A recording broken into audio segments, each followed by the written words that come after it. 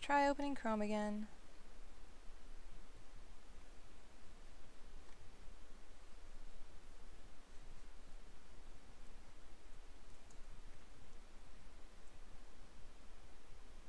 Okay. Fingers crossed.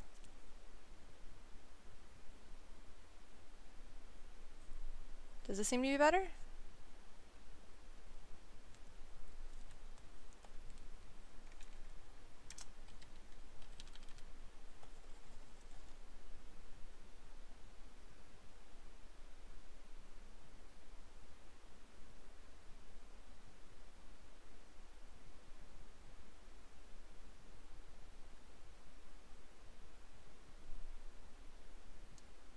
Okay, yeah, let me put on SoundCloud again. Or not SoundCloud. That.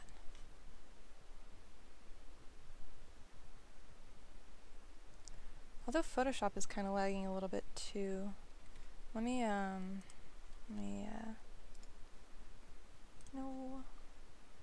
just reopen that. And then open Spotify. And see if we can get that going again.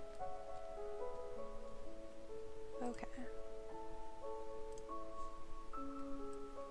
Oh, oh no. Oh god. Okay. Yeah, no. I'm not doing music in Chrome. I'm doing it in Spotify. And how would one do that?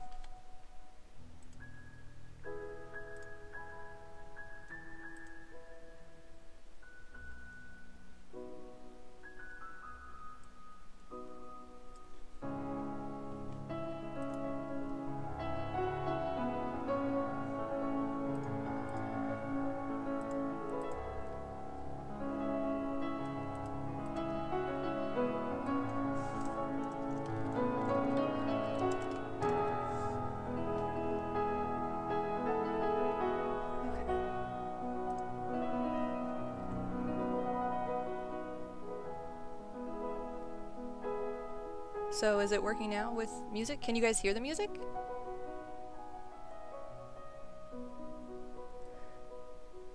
It's okay. I'm sure I'll figure it. I mean, as long as it's working well enough now to do, like, art and things like that. Okay, good. Alright, so music is good, and it's not laggy anymore, hopefully. Alright.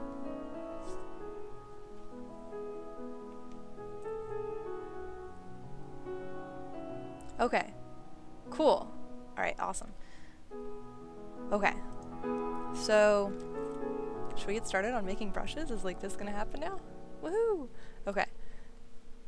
So, actually this brush I'm currently using right now is one of the kinds of brushes that I'm gonna teach you to make. Except this one is actually like kinda a little bit laggy. But yeah, it's definitely a very textural and interesting brush. If anyone joined us last week, you will note that this is the same brush that I used to do the background on the little doodle I did last week. So that's primarily what I used this one for most of the time. But it's good for like textural like rendering of things, or clouds, or like landscapes. I don't know. Like you can do all sorts of stuff with it. Okay. So I think it was actually that I was trying to stream in 1080p. So I reduced that. I think it seems to be working better now. Okay. So on to brush making. So starting off with like the default Photoshop nonsense. Basically, you just get to scribble a whole bunch and like just make some blobby shapes, do some interesting things. I'm not sure why it's not being, why the shape dynamics aren't working. Oh, okay, that's why. Alright. Yeah. So yeah, there's that. Hang on. This is really annoying because it feels like it's still lagging a little bit.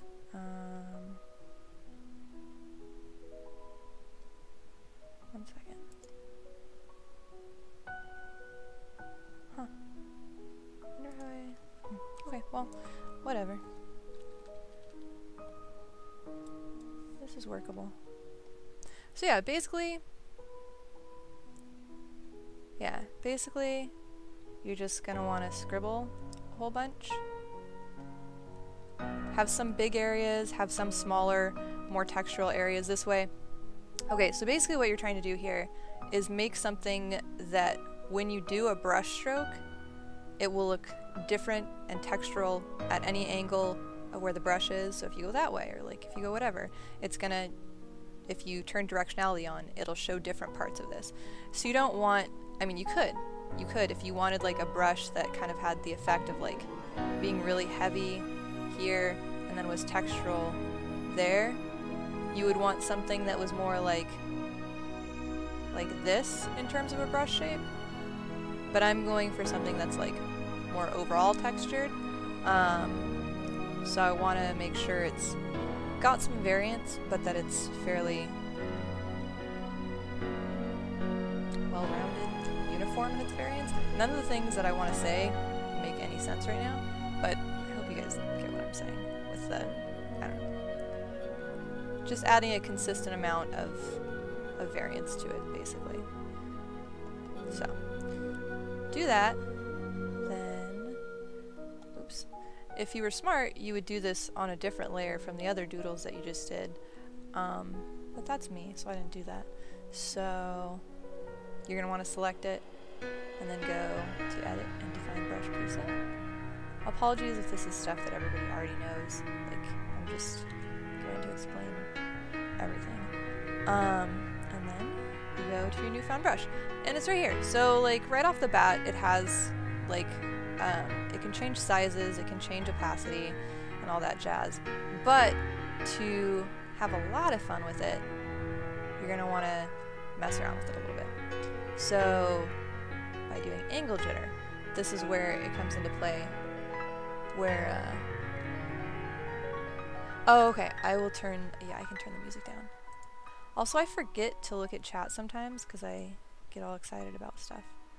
Also, yeah, this piano music tends to be, like, really, like, kind of peaceful and soothing, and then get really intense, like, really fast. So, yeah, maybe not the most ideal for this, but, you know, we'll see. Anyways, back to brush making. So what I was saying before about why it's important to have kind of like a uniform amount of variance is because in the next part we're going to add angle jitter, so that when it's when you're doing a brush stroke, it won't just be like, alright, hang on. If it's this, it's just one shape all the way down, and it's really annoying, and you can see all the little, you can just see that it's a digital brush. This makes it so it's much more varied, and you get to have all those little textural edges that you make, or that you made earlier. So that's nice. Actually, ooh, I wonder if this, okay, hang on, I'm gonna do something. So we can see the difference between everything that we're doing. I'm gonna go like this. Oops. So there's the difference there. Oops. Okay, now go to scattering. So I like doing both axes. So this basically takes each individual like dot that your brush makes and throws it in a random direction. And if you want to do something like really scattery, like if you're, okay, for example, so if you wanted it really scattery, you could do something like this. You could do something where the size jitter changes, and then you could use that, like, say on a face to add like some highlights to a cheekbone, like just dusting it where the light would hit, kind of. So actually I'm gonna set this one aside and possibly save that one to work on, because I actually like that. And I'll go more into depth on that one later. But, okay, for this one, I'm gonna make a cloudy kind of brush first, probably. So, I want it to scatter that much, and I want it to be a higher count. And, no, I don't want the count, okay, so yeah. Now, you can add texture this way. And generally here, oops, you can kind of just, you can get different effects from, wow, okay, that was kind of laggy, from the different layering methods of the textures. I like subtract a lot because it gives you like really sharp, crisp edges. That one's a little bit too crisp, but yeah, subtract seems to be my favorite. Yeah. So that, this isn't very cloudy. But what will be cloudy will be something more, maybe this or this. No. Yeah, okay, I think this one works. And you can obviously mess with these settings and stuff too.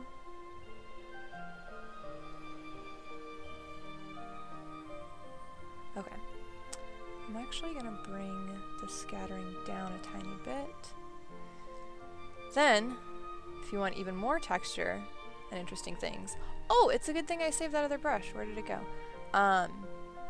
You can combine it with another brush that you've made, and get even more texturally. So that's pretty cool. So I'm gonna, this would be using that same brush I just made like 5 minutes ago, which is kind of nonsense because it's like the same brush, so you're not gonna get, I mean, it'll do something, but I feel like, why would you do that? Just like do something else, do something cooler. So you can mess around with these, you can do more scattering, space things. So that just looks like a cloud right there. So that's kind of nice.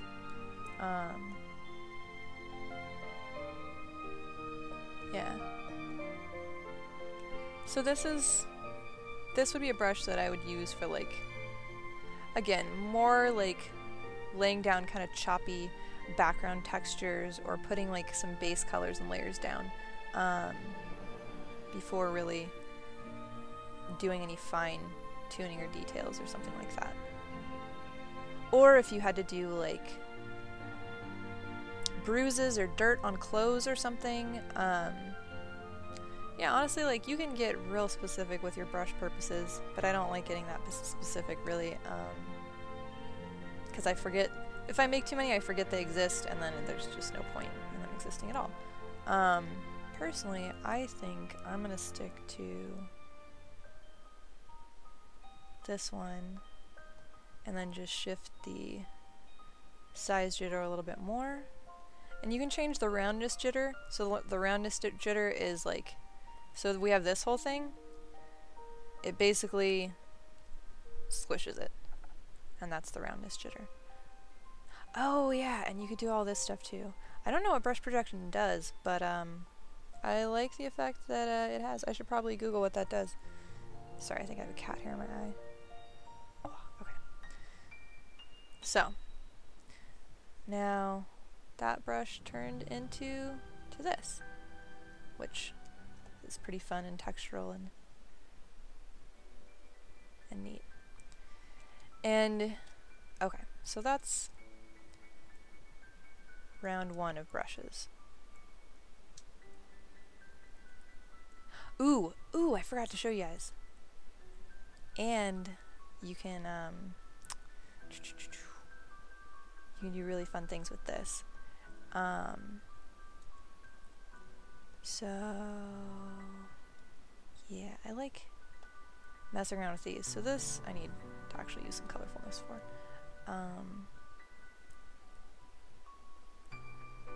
Okay. That's weird. Oh, okay, there we go. So yeah. So this is how I was doing the backgrounds last week, where it has that color variance and shading instead of you having to like manually pick up and drop down the eyedropper a billion times. You can just kind of do it that way, which is cool. I'm going to shift that a tiny bit, a tiny bit, and a tiny bit.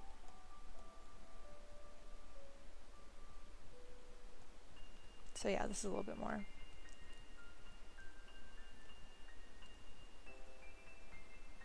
Yeah, and especially with like such textural brushes like these, it's really fun to blend them because they're so random and kind of scattered and textural. They really lend themselves toward blending really easily and like not having an immediate blunt edge where you can see where the two colors meet. They're much more organic in terms of the way they blend, which is why I love them for like backgrounds and laying down colors again. Anyways, okay, so that's brush set number 1. Brush set number 2. Hi. I know. Ferbert says hi, everybody. Yeah, I know. No, no, no. No. You can sit up here. Come on. 1, 2, 3, go. Come on. Nope, not my lap. It's chair or bust. I believe in you. Can you guys see him reaching up? No, okay, never mind. Come on, you can do it.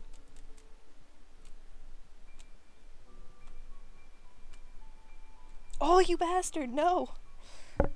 Okay. I thought he was gonna jump up on the back of the chair, but he just turned. No! I'm sorry, buddy. Come here. Okay. Hi. Ugh.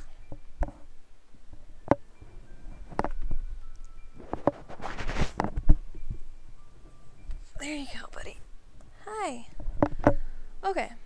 So Ferbert's gonna hang out with us now. Huh. What a good boy you are. That's a good spot. Ferbert is a big troublemaker, so hopefully he'll get settled. Okay. So on to the brush making. So honestly, most of my brushes start out with a bunch of random scribbles, which is great. So this is one where I'm going to be making a more bristly brush that I want to kind of look like it has texture, like if you're holding like a dry brush very lightly and stroking it across something. This is again something I would use for like kind of subtle emphasis on something where I don't want like that solid textural kind of like oil painting look that you can get with more thick Photoshop brushes sometimes.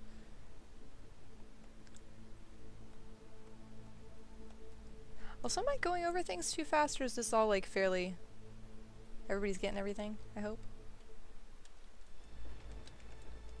Okay, so again, once you're finished with your doodling, you can go to Find Brush Preset, and you have another brush, and then, so straight out the gate, it's like this, and you can see it has more of that kind of brush strokey texture. But also you can see that there's dots there, which you can fix by decreasing the spacing. Also, when you reduce it, the dots aren't super... Oh wait, no, yeah, they're still visible. Okay, so for shape... No, brush tip shape, sorry. So spacing you can control right here, and you can... This is also good for making like scattered... Yeah, sorry, I tend to like blow through things.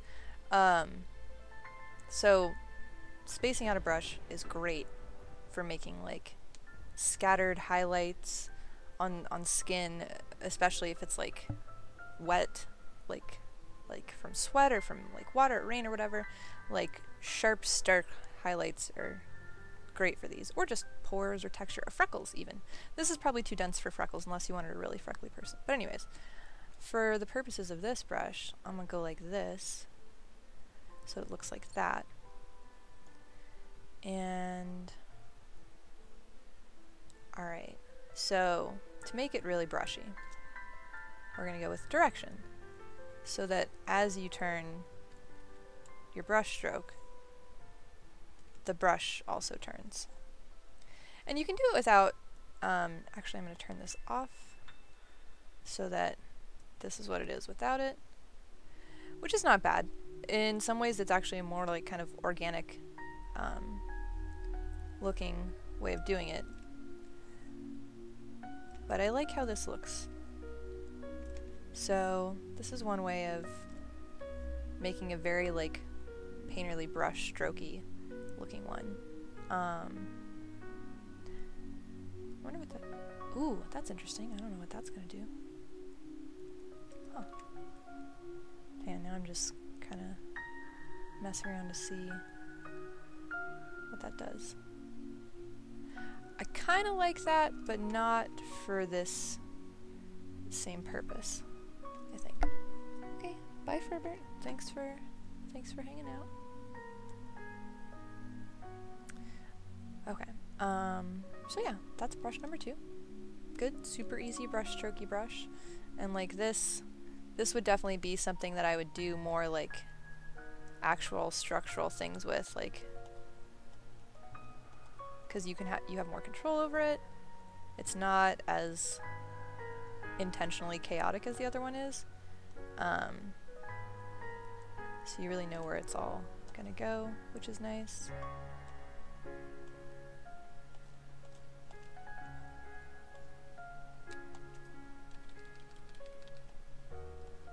But yeah, you're able to like really easily kind of lay down some colors and stuff, and colors I say as I paint in black and white.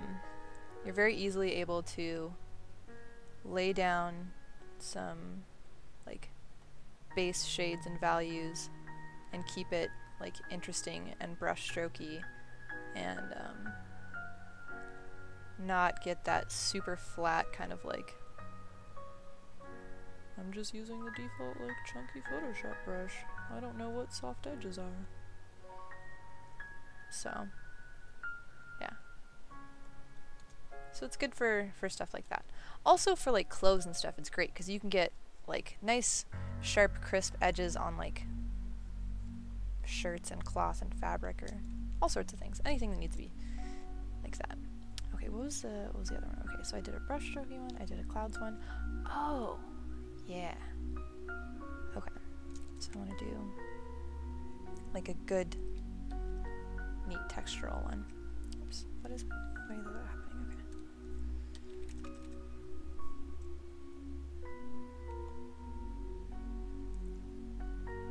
So this would be one that I would use for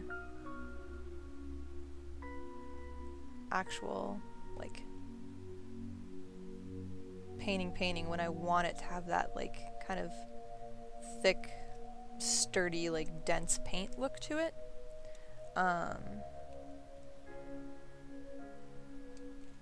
I want to add a little bit of value here and there just to give it some depth, so when we're like picking up and putting down the brush stroke it can have a little bit of interest to it, not just straight like here's a blob kind of thing.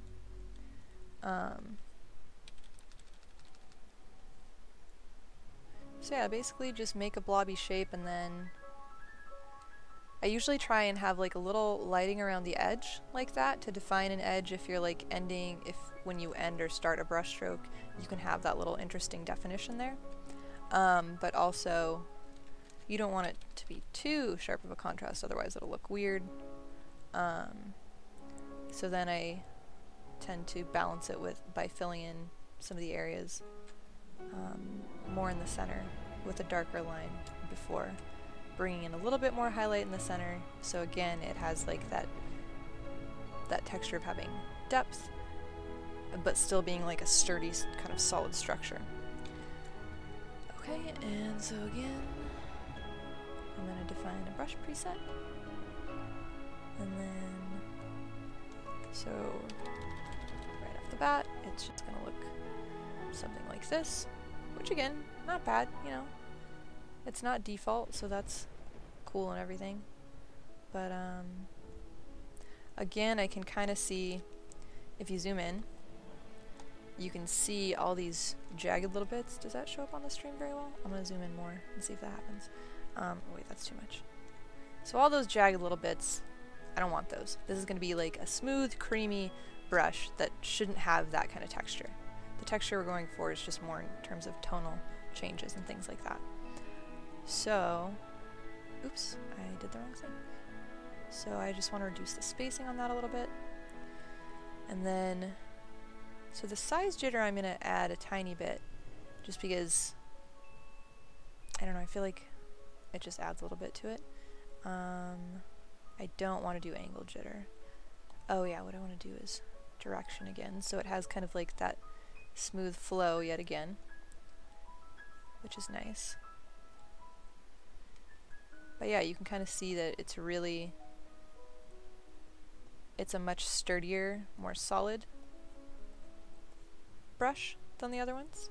I think I want to keep it that round. I always just click on those just to see what happens, honestly.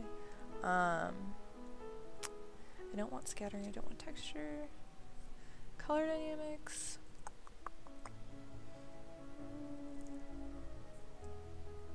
Yeah, I'll keep those on. I don't think I want it to apply per tip. Ooh, actually, that is interesting, but no. Okay. But for that, yeah, that works. Okay, I like that. And then transfer. You can add flow to be controlled by pen pressure as well, if you want. Just gives you a little bit more control over what you're doing. Then you can mess with a whole, I always forget what this is. With all, so there's all this stuff above this line, and then there's all this stuff below here. So noise is kind of like, I don't really care about that. Wet edges is interesting because it's like this, and the harder you press down, and if you go over certain areas, it instead of being like these, where when you do a stroke, there's another stroke on top of it, and you can clearly see the delineation. This, here, I'll show you. So like this, I'm gonna go over it, and it'll be like that.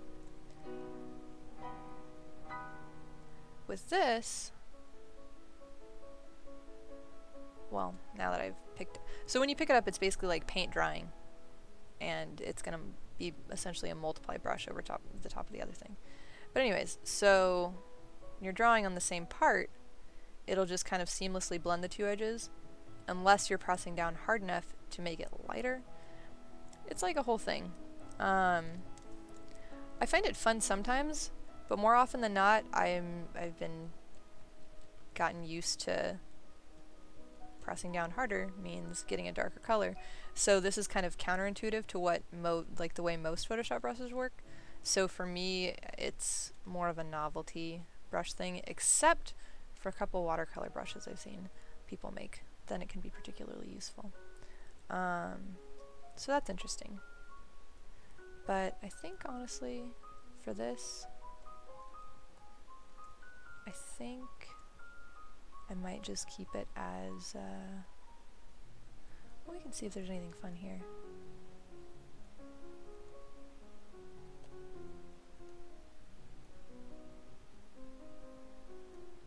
Maybe one of these just to add a little subtle texture on the ends of the stroke. Yeah, so I'm okay with that. It's definitely a different brush impression from what I wanted before, but I like it enough that I'm actually going to save that anyways. Oh, I forgot to save my other brushes. That's okay, I can just remake them. So yeah, something like that is fine. Because for this, I want it to be a brush where when you press down, you get the full impact of the paint, basically. But then, like if you were using a real brush, when you lift up and there's texture on the ends, you get more of that textural feel. And so this is another one that would definitely be good for, you know what I should do? Maybe I should have groups of brushes, but then I should just have a group that has a painting going on it and show how all these brushes can build a painting. Okay, that's what I'll do. So back to that first brush we made where I didn't actually save any of the settings, I don't think. Yeah, no, I totally didn't. Okay. Alright, so back to shape dynamics. So this is like a refresher course on brush 1.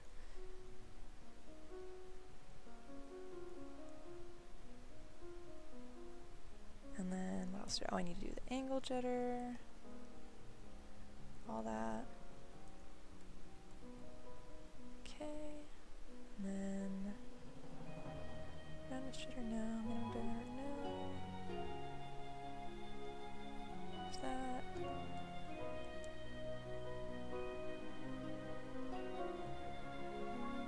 Okay, I'll do a little bit of that. Alright, how's this looking now?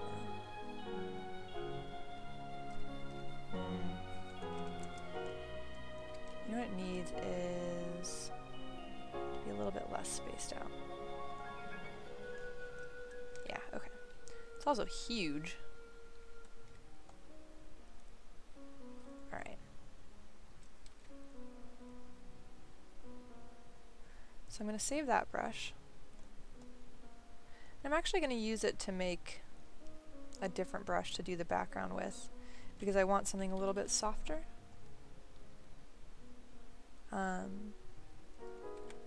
To blend the backgrounds the way I want.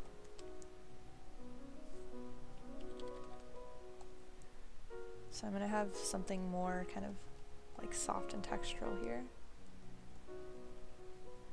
But with that same kind of scattery pattern that I've been suggesting with the past brushes. And it's always nice to make your brushes as large as possible. I'm still working like kind of, well no, that is a lie. Don't make them too large because then it'll be laggy. But you want them large enough that if you like want to paint a background texture and you want to use the brush really huge, it's not going to be super obvious where all like the pixel lines are. Because that's always kind of a bummer. So yeah. Basically again, just scribble to your heart's content till you have something that looks vaguely kind of like what you want your end product to look like. Like I know I want it to have kind of like significant lights and darks, some darks right up against light edges like that, but more often just to have like kind of a smooth, soft gradient. So again, we're going to make this a brush preset. I'm going to do literally the same thing I did with the other brush. And just make it, yeah, okay, I like this. Alright, so there's that. So that's a fun thing you can do. You can, so with scattering, you can have the count jitter. So this basically means the count is how many times this particular brush tip, wow, I just tried to point at my monitor with my finger. That was really good. Count is how many times this brush tip appears in any given stroke. And so obviously more is very dense and pretty crazy. And less is obviously just a mild scattering. But you can have it be a jitter, so you can have even more like chaos and randomness to the values that you're putting in here, and that way that'll lend itself even more to what you're doing if you're trying to get like just a kind of abstract thing going. Okay, that's what I need to fix. So Angle jitter, do that. Do all these things. Okay, for this one, since I'm going to be primarily... See, okay, so that's what I'm talking about, where those soft edges ended up being really good around, like, here. Like, where it's super dense, you don't really notice it. But around here, these soft edges, it looks more like paint, which is nice. Okay. So I'll make that brush. Add some color dynamics. I'm going to make it even a little bit more intense. And then, what else do I need on this? Oh, so I'm going to be doing a background with this. I'm going to bring the minimum diameter up because I want to be able to sense both size and opacity and flow. Both. All three things. Size and opacity and flow. Oh, actually it was only two, so I was correct in the first part. Whoa. It's doing that thing where it doesn't think that I'm using a pressure sensitive tablet again. It's weird. But I clearly am, and it clearly works anyway, so I'm sure it's fine. But anyways, what I was saying was, I want there to be some size variance, so I want it to be controlled by pen pressure. But since this is going to be, yeah, it ends up being really neat, yeah. Sorry, my earring is kind of hurting. These headphones are kind of tight. So, basically, if flow and pressure and size are all controlled by the same thing, if you wanted to do like a lighter stroke in an area, of course it's going to get smaller, and it wouldn't be as much of a okay, well I can just show you guys the difference. So, alright, I'm gonna lay down a gradient of some sort. I like this gradient. Okay. And let's see.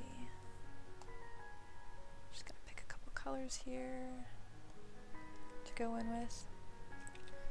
Alright, so if I wanted to do like a gradual transition down to this and kind of fade out, you end up with these points, which could be useful for some effects, but not for what I'm going for with this particular kind of brush. So instead, we'll increase the opacity, and it'll function much better that way. So yeah, and this is where like you can pick up colors and kind of, oops, and mix them together, and this is where the hue and saturation variance comes in handy, because as you pick up these colors, each time you do a brush stroke, it'll be slightly different and just add to that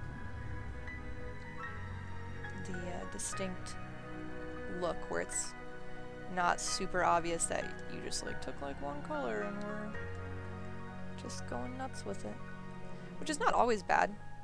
It can definitely be a very cohesive look for like more stylized work in terms of like cell shading or something. Obviously that would be useful, but for something painterly like this, like it's nice and fun to have it be more of an organic and varied look, which is nice. So yeah, this basically looks like smoke or clouds, but I find that if you just do a few different colors, it can just be like a nice kind of soothing abstract background for anything really, which is nice. Actually, let's see, what colors do I want to add in over here?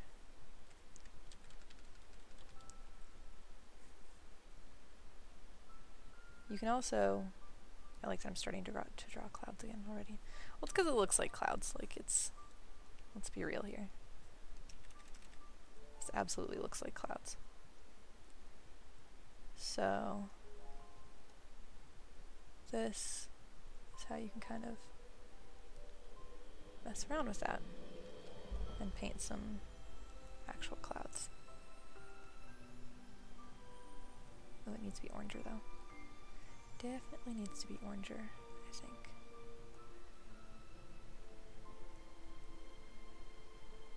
Yeah. So yeah. It's obviously a very soft version of a textural brush like this, so it does lend itself well to making cloud-like shapes. Honestly, if you were doing clouds, I would turn some of the variants off because it does make it a little bit... Oh, I should save this brush though. Oh, I should save this file. Oh, how long have I been streaming? Oh, I haven't like looked at any of this stuff. Jesus, okay. Okay. 40 minutes? Yeah, okay, cool. Alright, so did I save? I didn't save. I forgot. Clouds and things.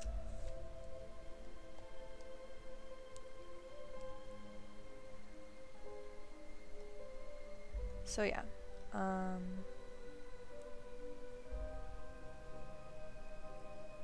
There's all the cloud brushes. I can honestly probably just sit and paint clouds for 3,000 years, but I want to finish teaching you guys about brushes. It is really fun to just paint clouds sometimes.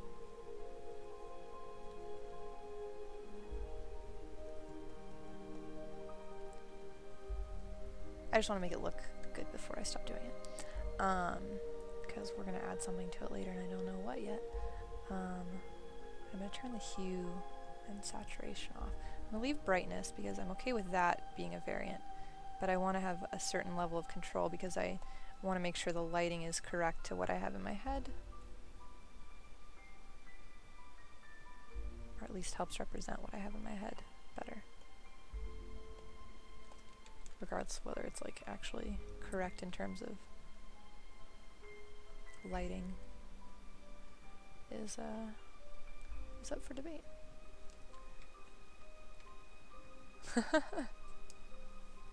Yeah, I mean that's why this brush is cool. It has like a really good, it works as a really good foundation for making like interesting looking organic shapes that are really easy to turn into like smoke or grassy rolling fields or yeah, like a cloudy, vibrant kind of sunset.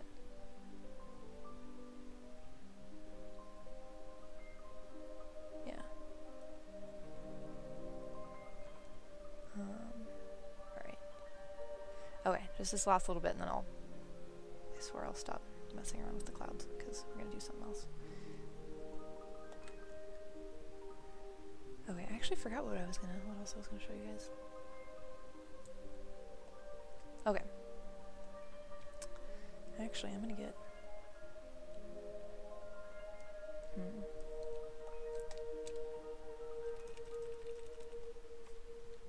rid of that.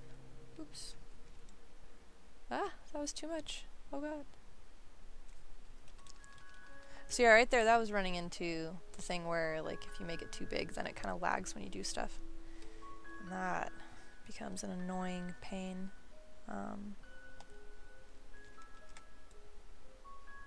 Obviously, if you have a beast of a computer, it's not going to be any issue.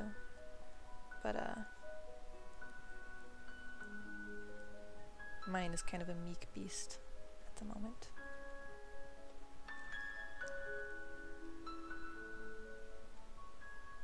Sorry, just this whole side is so flat that I want to fix it before I move on to anything else. That's the one problem when you get textural brushes going, you really notice how like flat other gradients are and you're just like, oh, I want to fix all the things. But also the good thing about these is that they make it fairly easy to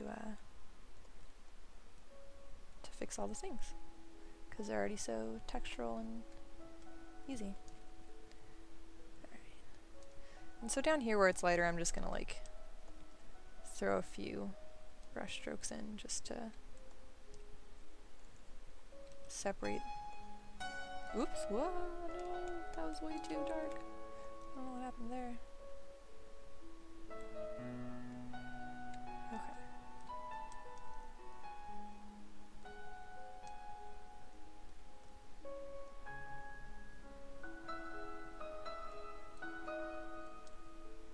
Okay. Dang it.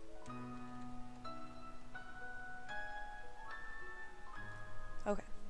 So we have a good stormy sky going. Now, for our other brushes. Oh, you know what we should do? I say we. You know what I should do is, no, it counts as we. You guys are like following along with me. Right. I'm feeling like this is going to be a stormy sky painting. I haven't decided what figures are going to be doing in it, but like a stormy sunlit sky. Well, no, stormy sunset sky. The other didn't really make any difference, or make any sense. Also, when doing vibrant highlights on something that's like from a vibrant thing like a sunset, and you're painting on a darker part, you don't want to paint with the same color that you're painting on the most, like the brightest, most intensely lit edges. But a good way of like preserving kind of that intensity of color and richness while still being able to do lighter brush strokes is to take like a super saturated, kind of dark and intense version of it, and that's what you can go over these with and add depth with. And then if you decide to further refine things, you can go in and add the crisper, brighter edges with like a smaller brush. But this is good for laying down some like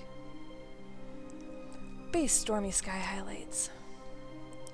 However, I'm going to go in the background and add a few more to there because I feel like these little blobs turn into like background clouds a little bit. So they're going to be kind of in the distance. Does anybody know what kind of clouds these are called? I used to know the name of clouds, but I don't anymore. I forgot. But yeah. So, and in the distance, things obviously get less. I don't know if it's obvious. Things get less saturated and have less contrast. So as things fade out, I would definitely switch to a slightly less vibrant color. But as you sketch things when they're up here, so like these clouds would be all off in kind of the back. These ones I'm going to kind of paint as if they're more closer to us, like in between the two. Alright. Maybe a few here and there. And then it's kind of up to you what you want to do with the rest. I guess I could decide whether, oops, I messed up. Let's see. What did I do? What did I put there? Oh, I did put a lot of different layer. Okay. Whether I want there to be like warmth scattered through. Hi, again, hello. You're still not allowed up here. You're gonna be sad about it forever, I know. Ferbert does not like streaming.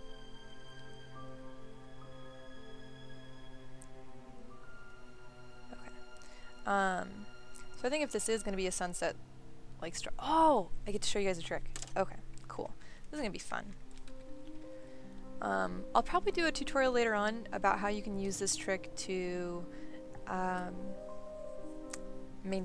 to get like hand-drawn line art while preserving the integrity of the textures in it and brush strokiness of it while making it transparent, because I hate doing line art on the computer. I don't know why. I just absolutely hate it so much. I love doing it in person, but on the computer I hate it. So anyways, you're going to want to you're gonna want to do, is it Control-Shift-C, I think is what it is? Yeah. So you're gonna want to copy merged, and then go to a new document. Then you're gonna want to paste it again. Desaturate everything.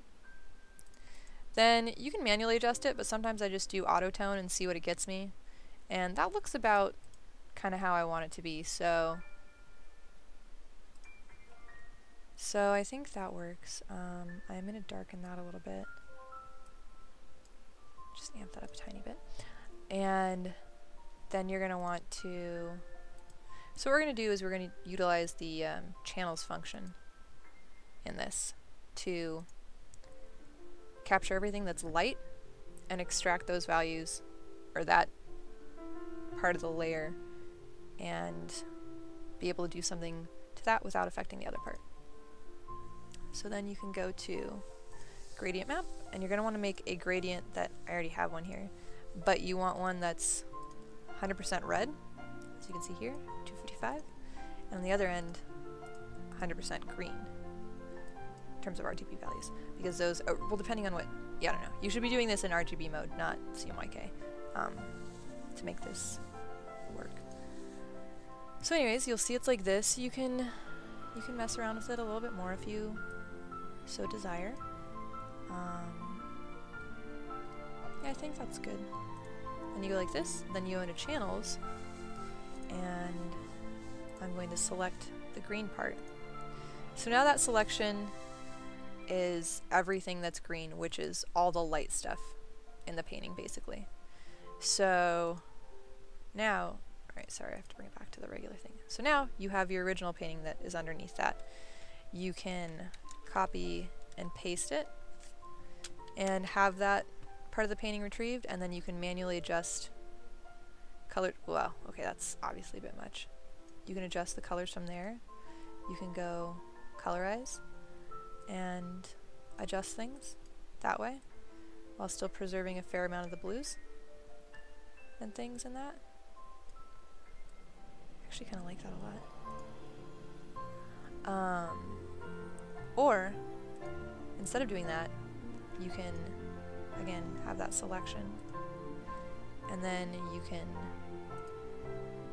add in an adjustment layer too, and you can basically modify things from there. You can do a gradient map, you can do photo filter, you can do color balance, you can do whatever you want.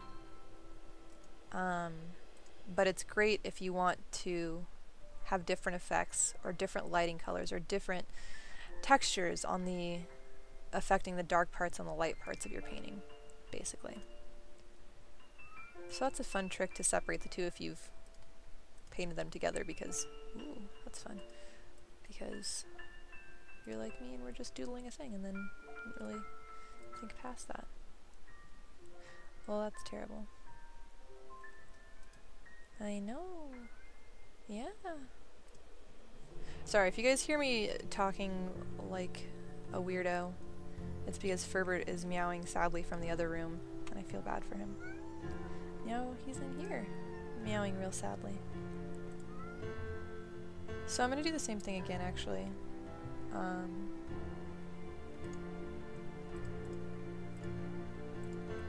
And try and capture a smaller area to mess with.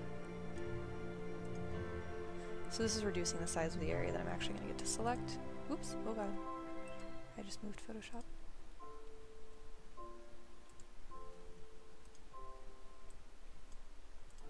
Okay, so there's that again. We're going to pick up the green again. And... hi. Nope.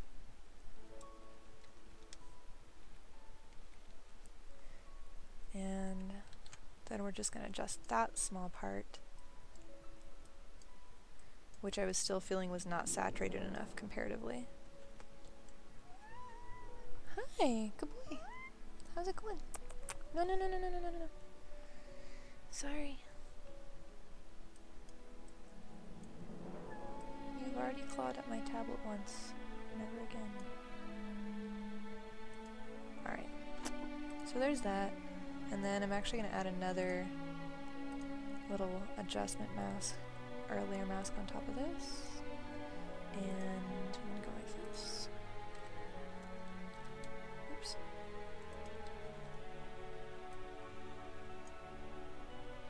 Alright. So I'm pretty happy with that. So I'm going to bring all that back into this one. And you can see the difference where like these blues have been maintained. It has that kind of stormy gray value, but now it has the warmth of a sunlit sky. At this point I don't know if I'm going to add rain to it, but we can make a rain brush anyways. So to make a rain brush,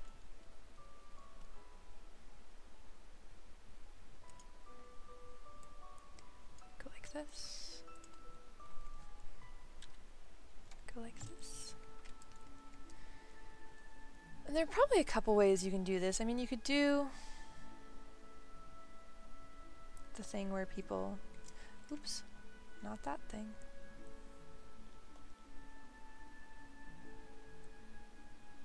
I'm just gonna take a basic brush. You could do just basic kind of scattered brush strokes like this, which is honestly probably how I'll choose to do this, but we can, so instead of doing it that way, we can just do one brush stroke like this and then automate the randomness. So I like that, but I think the tail end is facing the wrong way. So that looks more like a raindrop. So I'm going to define that brush, and then we're going to go here again, and then we're going to scatter stuff a bunch. And then the count jitter is going to be way up. I'm going to add more of those. And then I'm also going to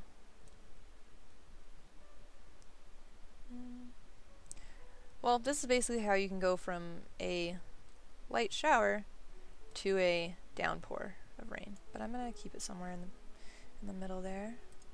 And then I want there to be, yeah, okay, so adding the size jitter to that is good. I don't think the roundness jitter, yeah, that doesn't really work for this. Nope. Nope. Nope. Angle jitter, maybe mildly. It's like a windy day. Pretty much. Spend like 12 hours on a brush, and then spend like 2 hours painting. That's my life. Okay, yeah, I think that's pretty much how I want it to be. Alright. Oops, why am I over there? I don't know what I'm doing. So, let's go back to this. And try out some, oh. It would probably help if I was working on a layer that was visible. So yeah, there you have some rain. And what I would probably do with this would be to work with a larger size first and then reduce your brush size, and on a different layer so you can adjust the opacity of it. Do some denser ones beyond the level of these clouds so it looks like it's in the distance, so it looks like rain is still kind of pouring, maybe even a little bit more down there and down there.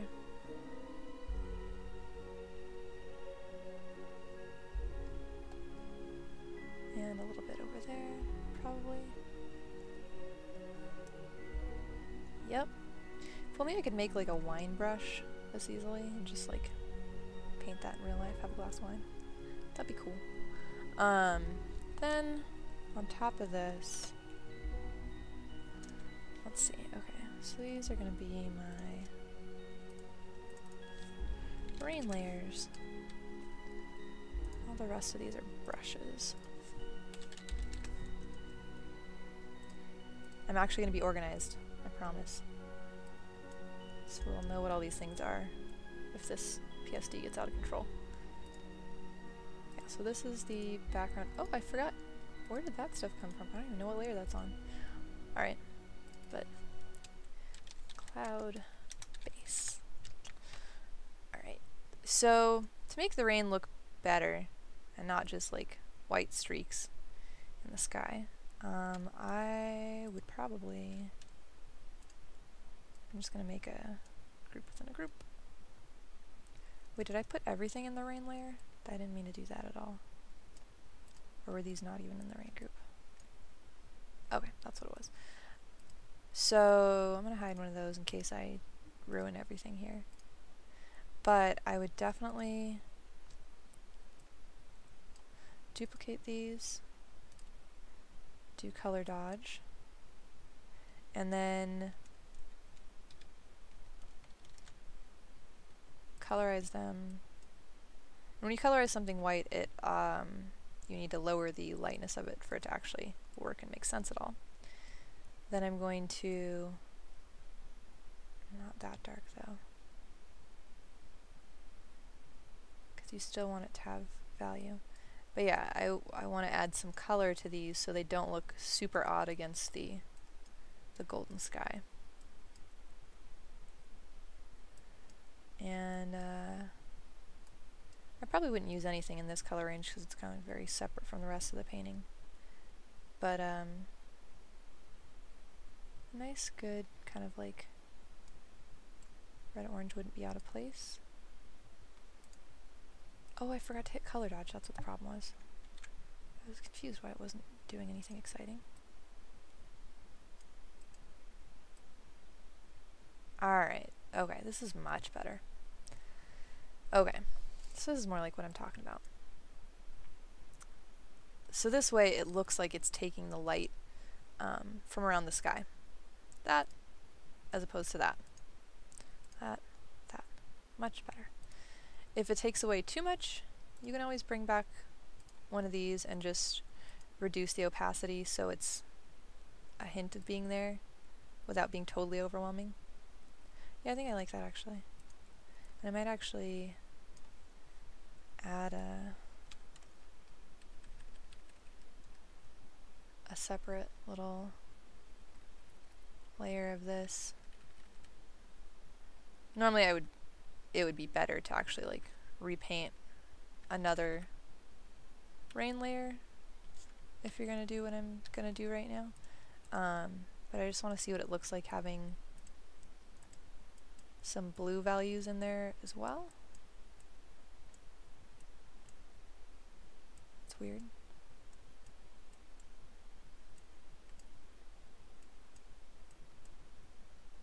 Huh.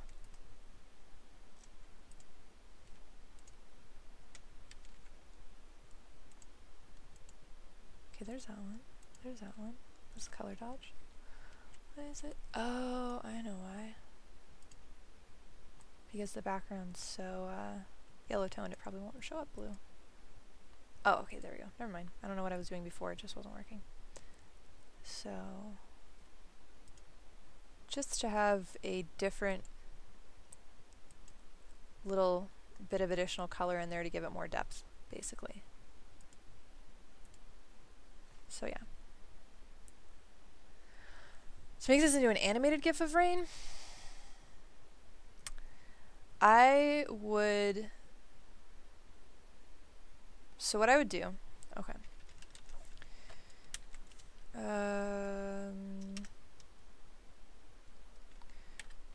is go like this,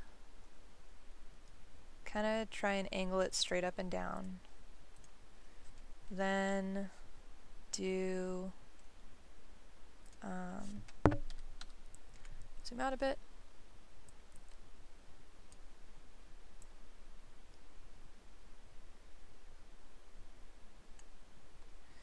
and go like this, and make the canvas bigger. You can do that by going into resize canvas as well, if you wanted to. Well,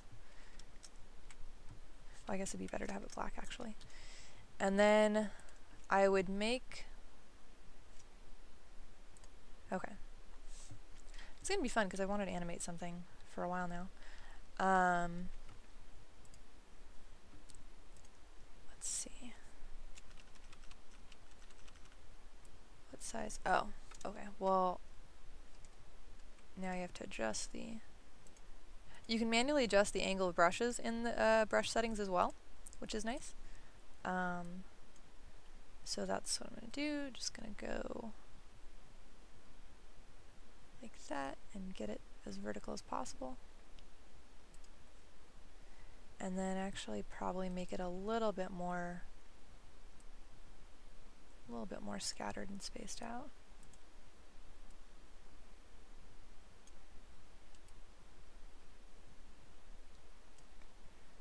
Okay. And then, so this will be the easy part, basically just filling this whole thing with your raindrops, essentially. And then, once we get a good length of raindrops down, and you want it to be this big because what's going to happen is you're going to be taking this layer and going from stuff being up there to all the way like this. So you want a fair amount of space for the rain to be actually falling in. So, oops. So, I actually haven't animated anything in Photoshop in a while, so I forget how to add frames and stuff, but we're not there yet anyway, so we can work on this first. So the only problem with this method is we'll have to switch things to a couple different layers in the other file, just so that the it isn't just blanket going in front of all the clouds. We want it to look like it's coming out from between different clouds of different depths and things like that. So you can go like this. I think when I upload these to like YouTube or something, I should probably chop this up into individual parts instead of trying to be like, this is a brush tutorial for a billion things that turned into like how to animate rain. Enjoy learning. Okay, so to make this a looping GIF, what you're going to want to do is, how big is this image? This is 2734, so like 1460 something would be. Okay, so you go to Filter, Other, Offset. And you're going to want to do the vertical offset by 1450. So you can see, you know, honestly this might be oh wait, no. Okay, there's the seam. So you can see the seam where, right there, those were the borders of the document.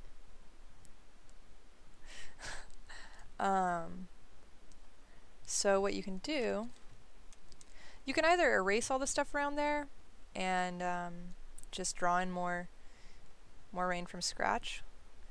What I'm going to do is try and make this rain look like it's not cut off at the edge right there.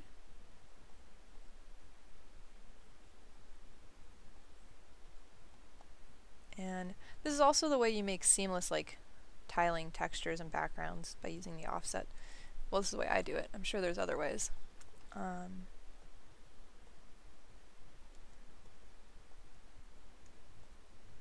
But yeah, so there's that.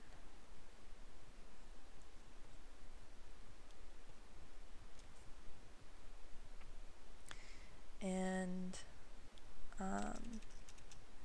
where'd my other brush go? Here we go. Okay, I'm just going to add in a few here and there to make that border not such an obvious border.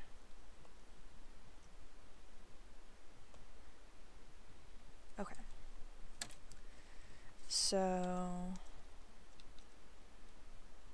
oh, I just actually made it more obvious, didn't I?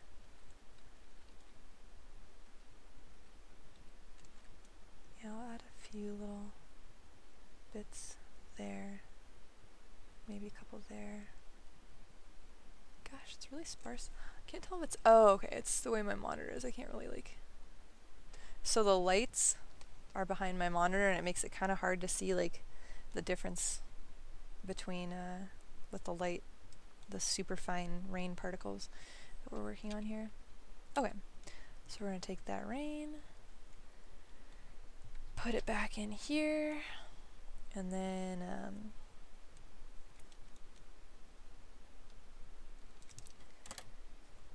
wait, this is the wrong file.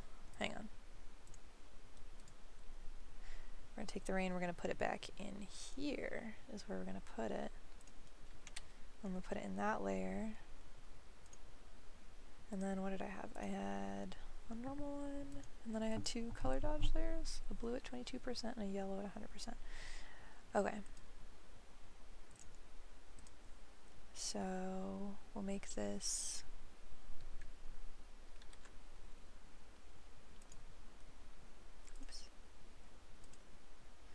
we'll do the same thing to this as the other ones to make sure they match the lighting.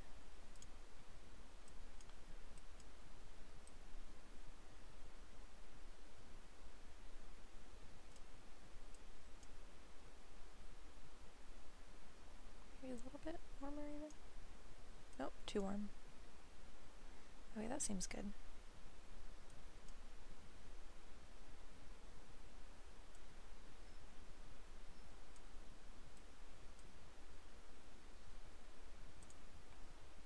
Okay, that works.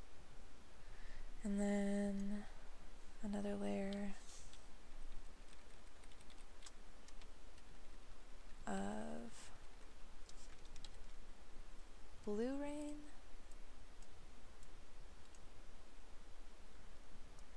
To contrast that.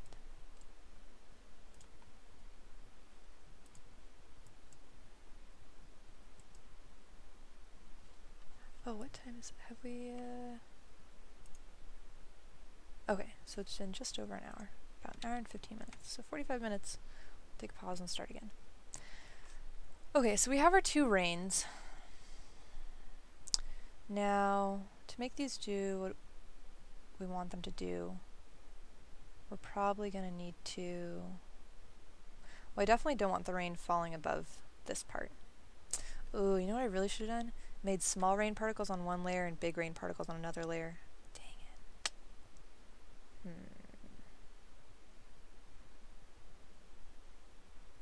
That would require redoing all these brushes. But it would be a much better effect. Okay, yeah. Alright, let's do this for realsies.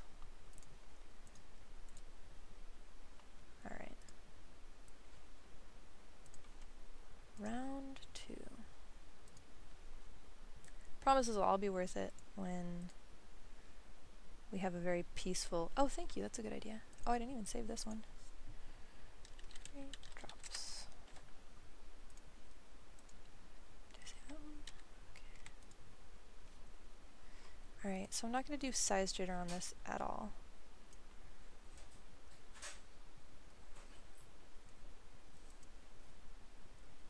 Huh.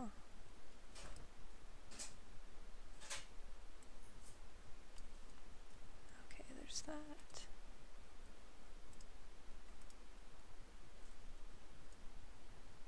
And there's that. Alright, so those are all going to be the same size raindrop. It's a little bit too dense though. Alright, there's that.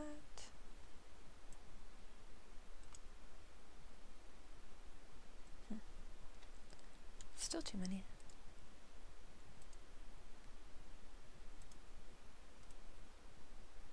I'm going to reduce the count even more. And then, oops, okay. Alright. So this works for me.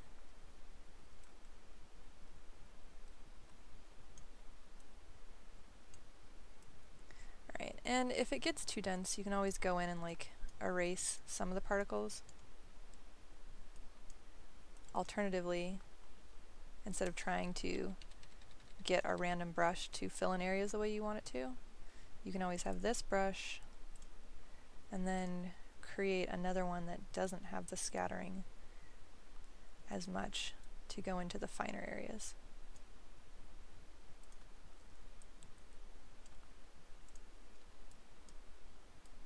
Yeah, so that's much easier to kind of, oops, got a little bit carried away there. Pinpoint the drops on these. Okay. So I think to make this the most accurate, we're going to have 3 sizes of raindrops. So again, we're going to want to select all, offset it, find the seam, and is that where the seam is? I think that's where the seam is. Yeah, well, regardless,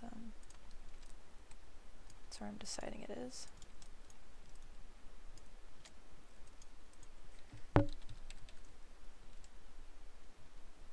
Okay, so there's that one. And then, okay. How big was that compared to the other raindrops? Okay, so there were some much bigger ones than that. So this next one will be, I guess I'll do that one too.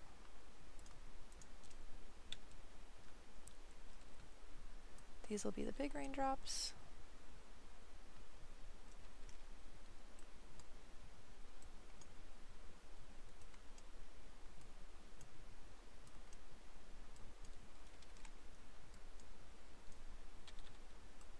Oops, I already forgot what I'm doing.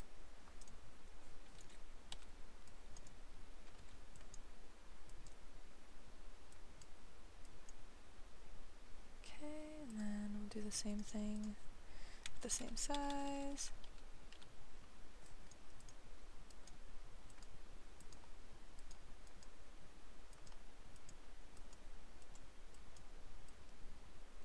Okay, there's that.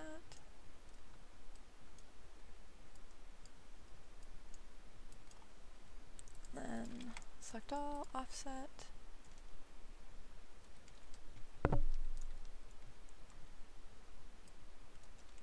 Oops.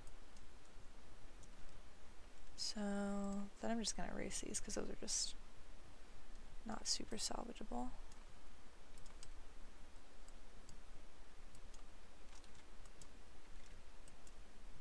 And go like that. Alright, so the big raindrops are done.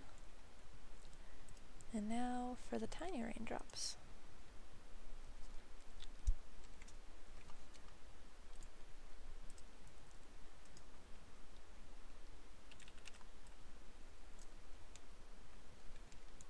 How do those compare? Are those too tiny? That might be a little bit too tiny.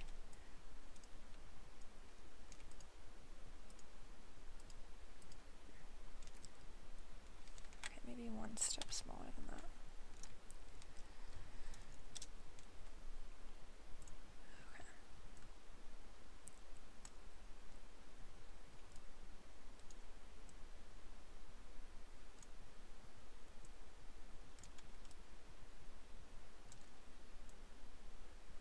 It's also a great method for making like night sky brushes and things like that.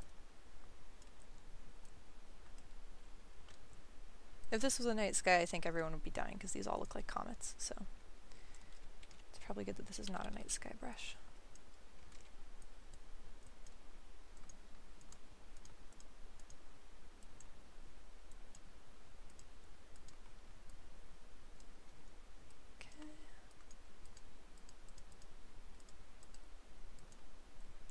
Alright, so we have our 3, oh wait, I gotta go like that.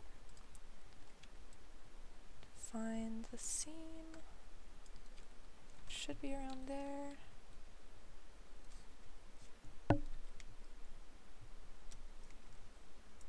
Honestly, it's not super noticeable on this one. I might throw in a few little things to make it seem like there's not a seam there. Oh, that's horrible. Okay. Ah, there's the seam. Okay.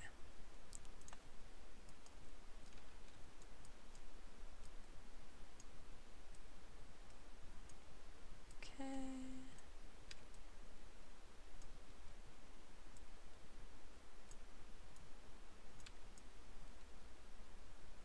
Alright.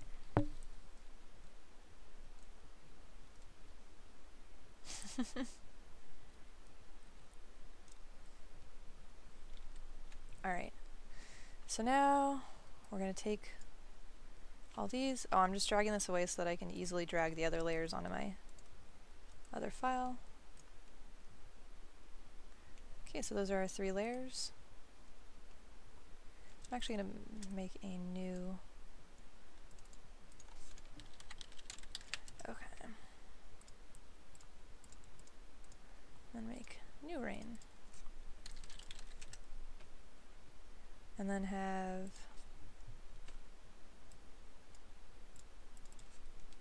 tiny rain,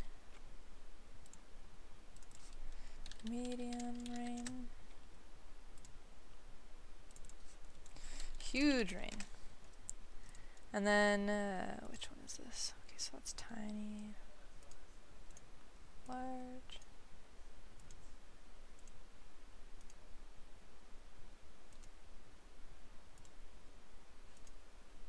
and medium. And then, so we're going to colorize and make them all that happy golden tone again. Oh, I forgot to do color dodge, color dodge, color dodge. I wonder if Photoshop does keyframes like Flash does. I haven't done it in a long time. We'll see, I guess. This is a fairly huge file to be working on for animation, but we'll see how it goes.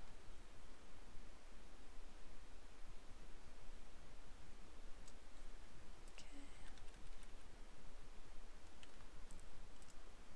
So there's the big rain.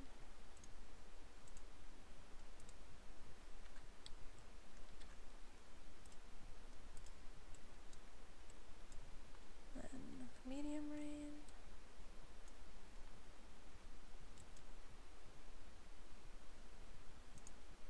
And then the little rain.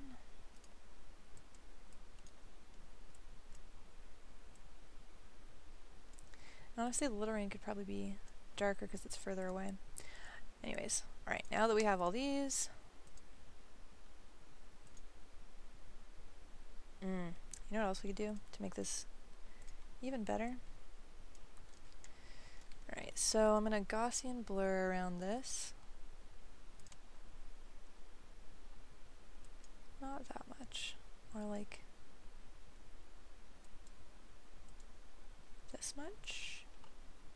And then adjust it to that blue tone that I was originally thinking of.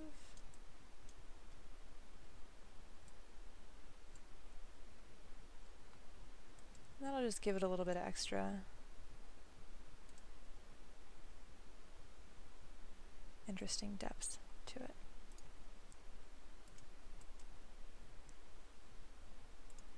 So that as opposed to that. Just a little bit rainier. And I'm going to do the same thing with all of these. You can do Control F to replicate that same function.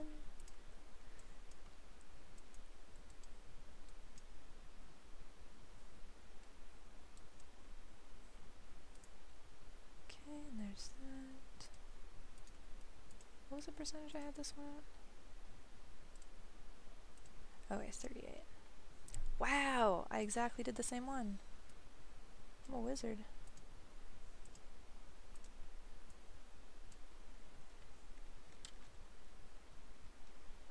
Alright.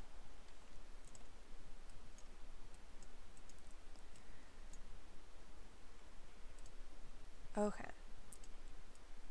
So now we have all our rain prepared.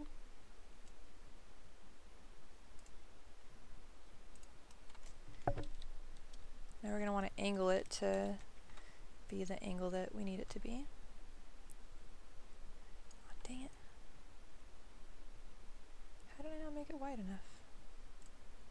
Oh, duh, that was dumb. Well, we can just go like this. And it'll work out fine. Okay.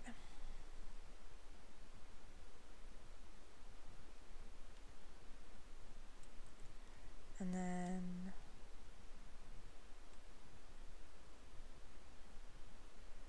probably start from there. Alright, I'm going to save again. Then, let's see, window.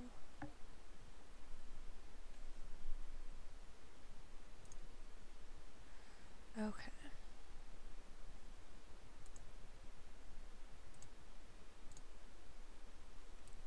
Okay, I vaguely remember how to do this. Oh, but first we need to section things off into different layers. Okay. Alright, I'm gonna go like this, go like that, and then, alright.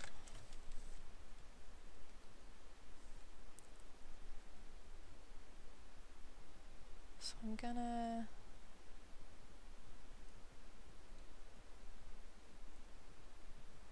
go like this. Oops, duh.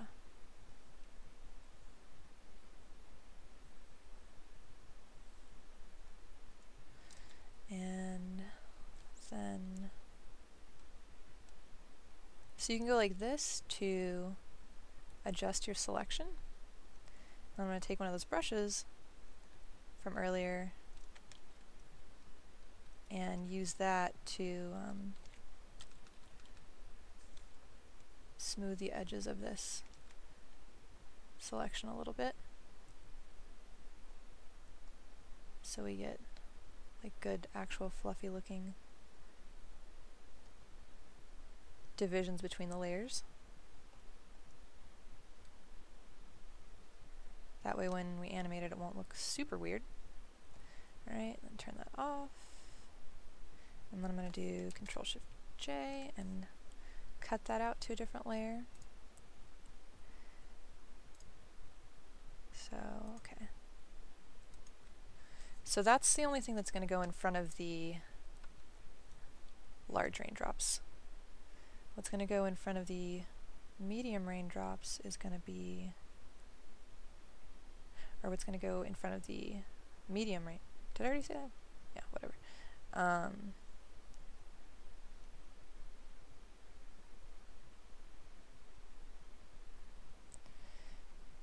Alright, so there's that.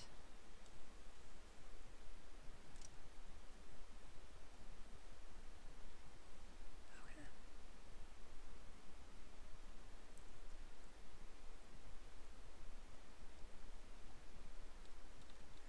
And you can also go the other way with that too, and kind of carve out edges here, rather than softening edges.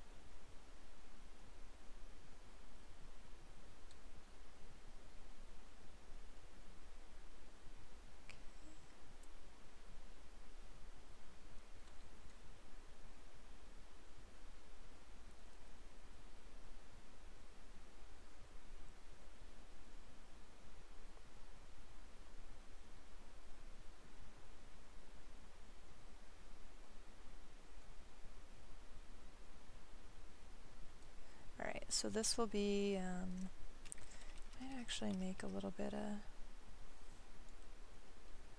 kind of lighter space in there, kind of.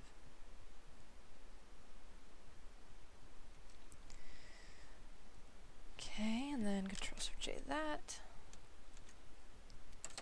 And yeah, so I think that'll be, and the rest will all just be tiny rain.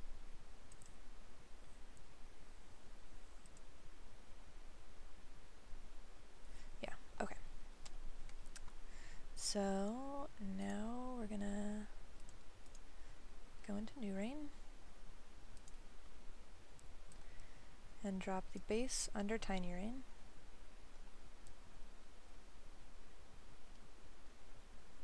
Is tiny rain visible?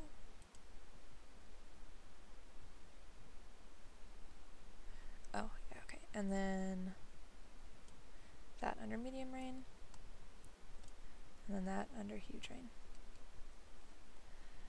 And actually I think I might make one more layer and put it on top of huge rain.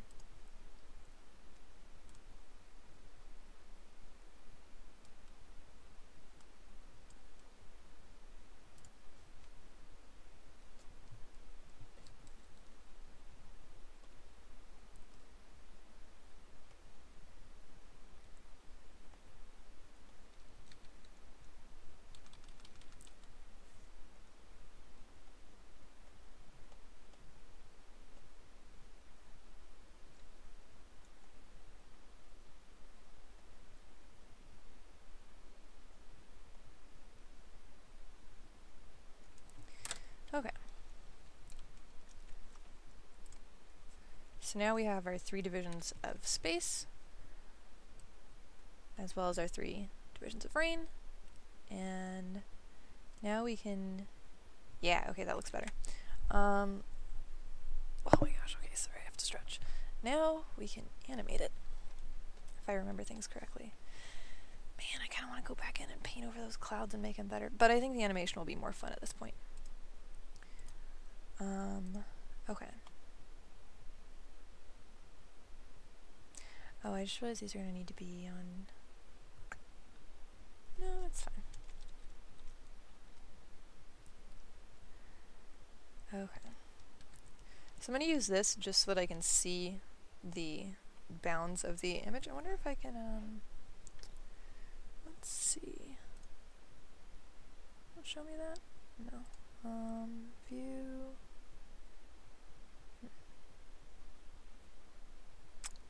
Okay, no worries. Anyways. So I think I'll just go...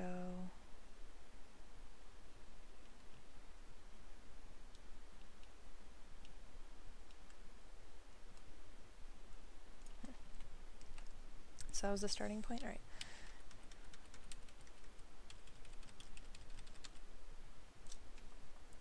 Also, I haven't animated anything in a very long time.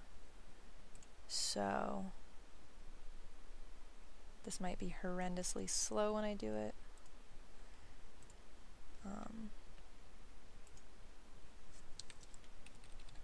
Oops. Oh gosh. Did I do that right? Oh yeah. So I'm just moving each one down and over by 10 pixels, or 100 pixels.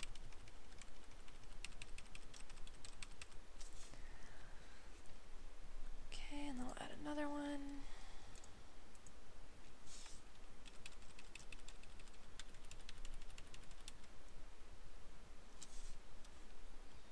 Another one.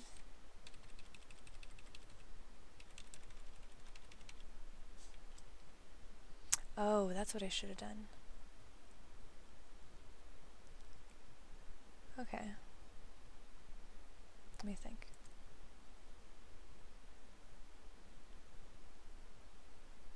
So, okay, the way we're going to do this is... Okay, we're going to make these normal layers.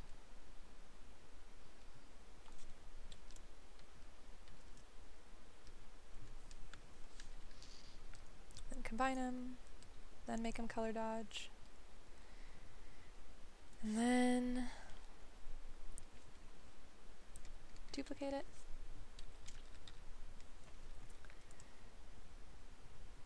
Huh.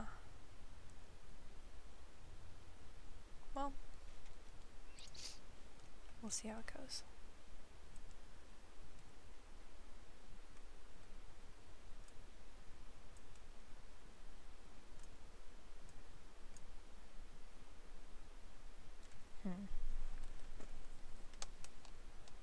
Well, yeah, literally there's like, I could either start this part over, or I could just kind of run with this and see if I can make it happen. And I'm feeling like, oh, what time is it? Has it been? Okay, it's been an hour and a half. Okay, cool. So we're still good. Color dodge. Duplicate. It's weird. It's very weird. That can't be right. Okay, that's better.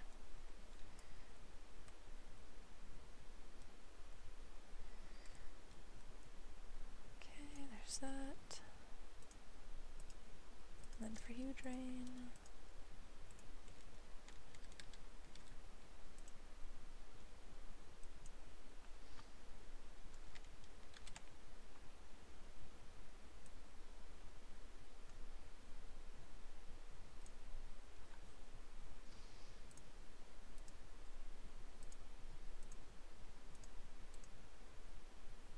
Oh. Dang. Ugh.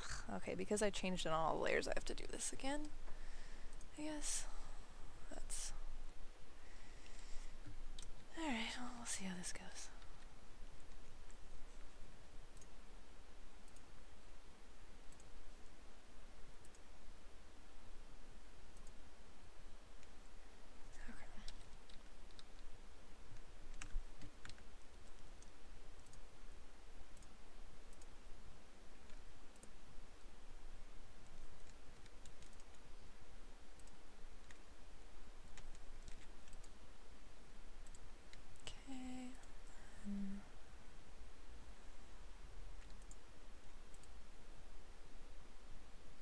This should be teaching the importance of planning, probably.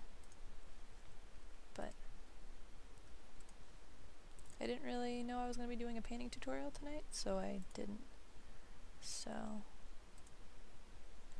alright, so those are all right there. Oh, okay, actually this might end up being helpful. Come on.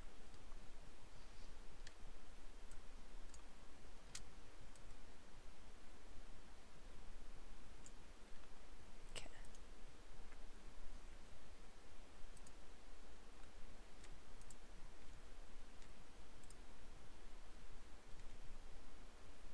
Oh, oops. Okay. So it's these ones that I don't want there.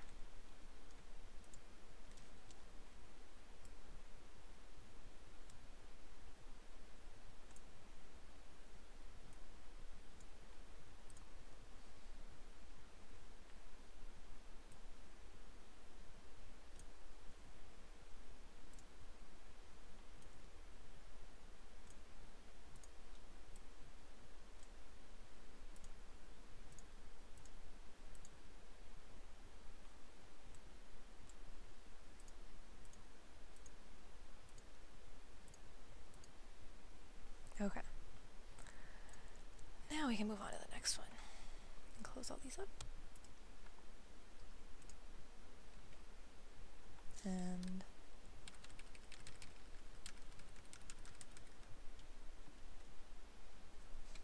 it's okay. I haven't done animation in a really long time, and I really like animated rain things.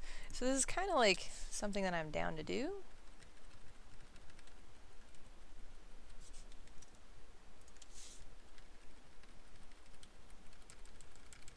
Wait, did the music stop? The music stopped.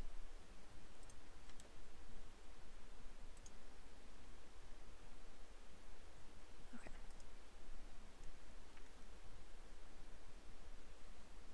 What? Oh, wow. I totally thought the animation was gone forever. That was really scary. Phew. Alright, well, let's see how this goes.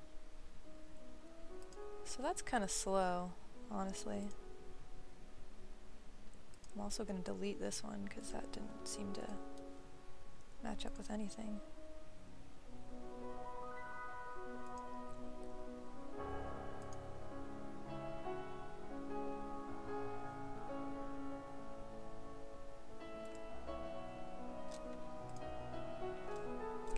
on multiple frames at the same time? Ooh. That would be really cool if that worked. I don't know if that's what it actually does.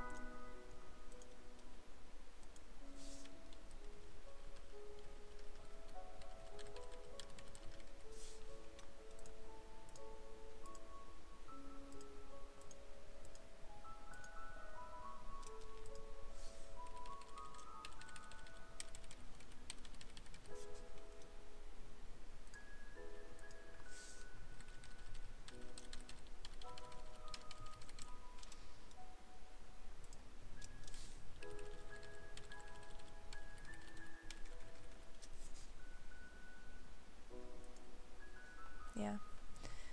Actually more to make it seamless, but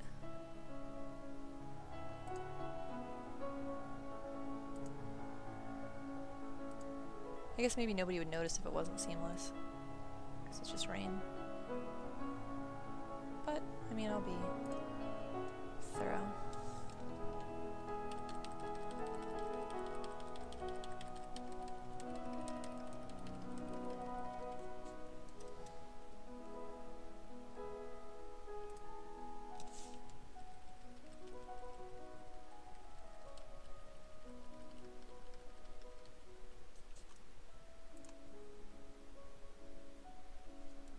Alright, let's try viewing it a little bit bigger.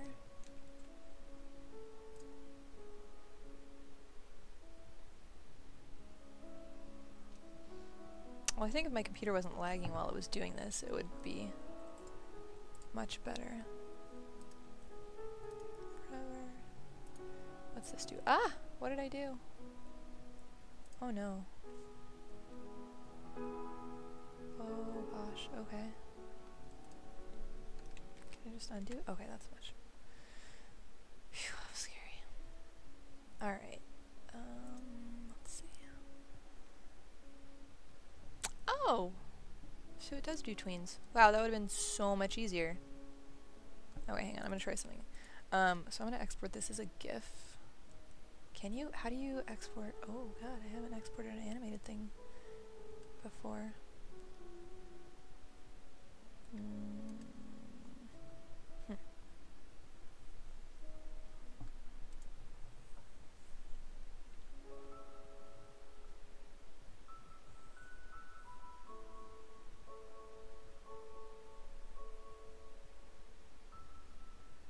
Wow, it's taking a little while there.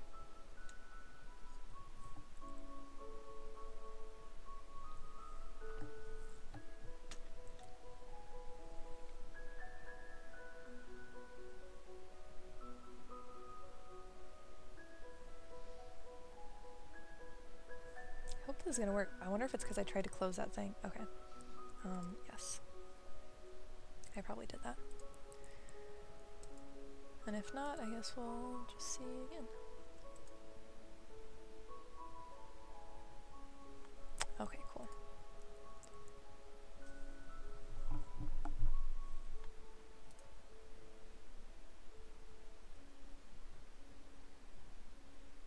Oh yeah, this is a 1600 by 900 GIF.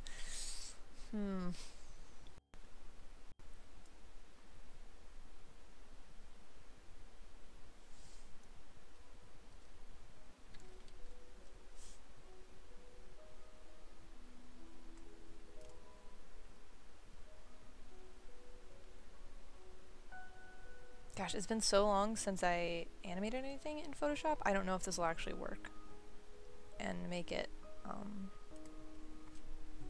animated.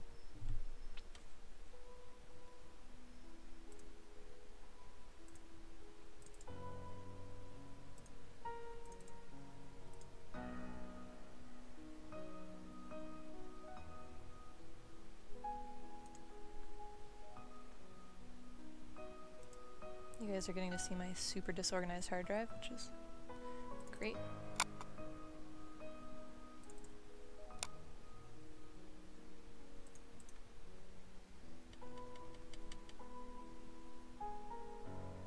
I guess, what do I preview this in? Chrome. Okay, so that's not animated. Alright, so my next step is Google how to export animated GIF from Photoshop. Okay, other people had this question too. That's good. What?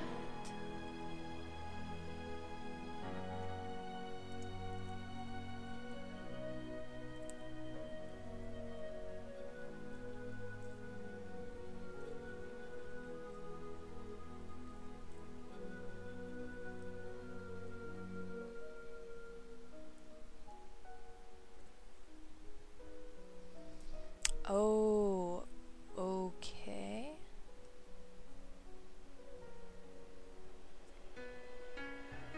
What?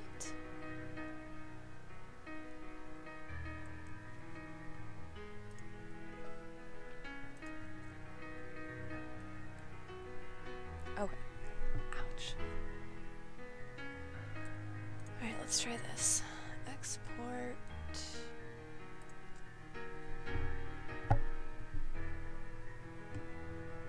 I have to take my earrings off there. These headphones.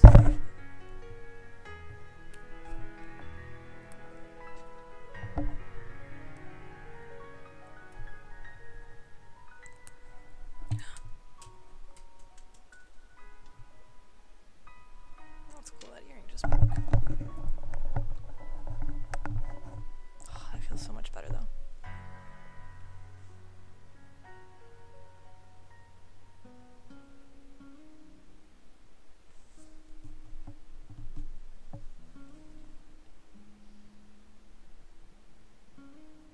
I'm curious to see if this will actually work. I like that I'm learning something too. Like I hadn't animated anything in, jeez, literally years. It's kind of sad a little bit.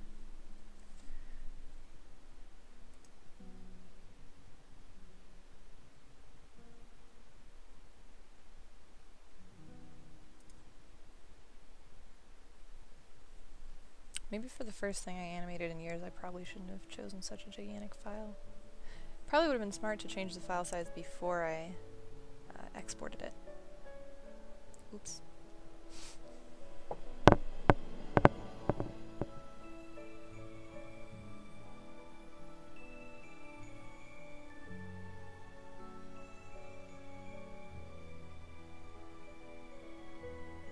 Maybe it'll just never export. Who knows? I'll be really sad if, so it's 15 minutes till we hit the 2-hour mark. Or I was gonna stop and restart the stream. I hope it doesn't take that long, because I'll be really bored. Wonder if I can open up Painter and do something while this is rendering, or whether it would just make it even harder for this to do its job.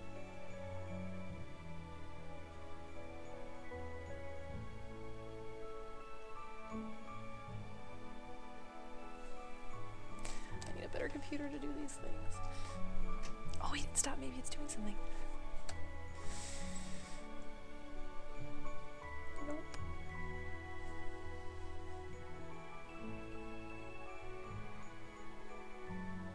Okay, yeah, I'm kind of bored of this.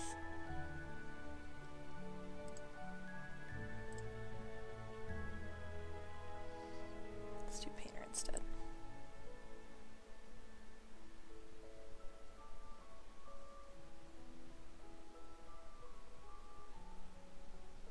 Yeah, that would be really, really sad if that was the case.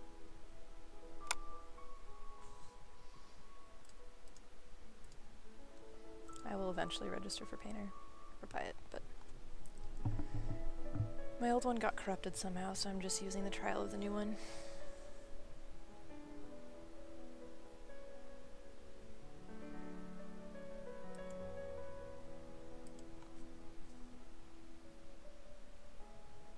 So I don't know if anybody else actually uses Painter, but Painter brushes are a whole different story from Photoshop brushes. Like, honestly, when I work in Painter, I have a 2-monitor setup. When I work in Painter, the other monitor is just full of settings.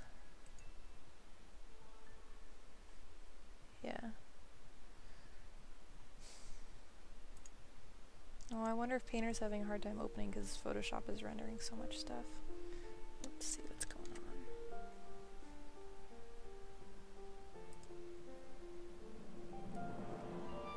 Oh, Photoshop doesn't seem to actually be working that hard. It's only like taking like 4 gigs of RAM right now. Oh, excuse me.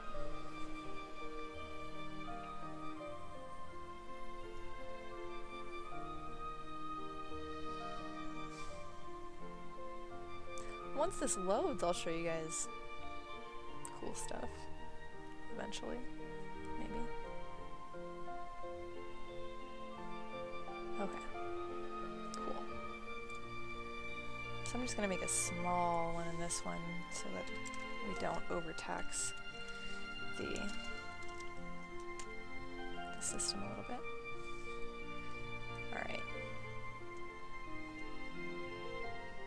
So, should I share calligraphy brushes or watercolor brushes? Because calligraphy is really fun. Like, oh, this is kind of laggy. Oh, jeez. Wow, okay. That was vaguely distressing. Okay, let's see if it's... Ooh, it's still really laggy. Oh, God.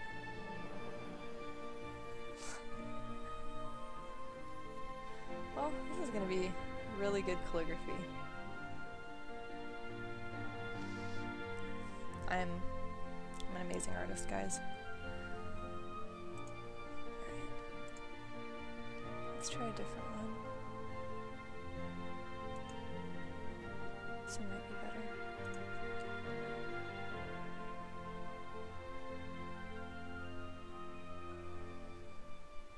Okay. Well, regardless, you can kind of see the neat effect that you get with the brushes. Because Painter actually renders, like, takes the time to render watercolors like that.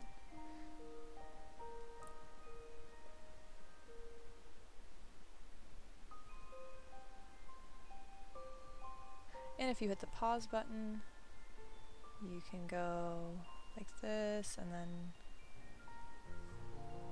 draw multiple things. I was going to write calligraphy, but I didn't realize I was this close to the edge of the page.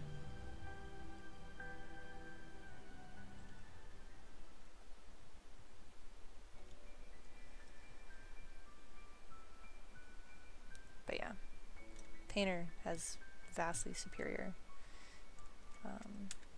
watercolor rendering. Actually,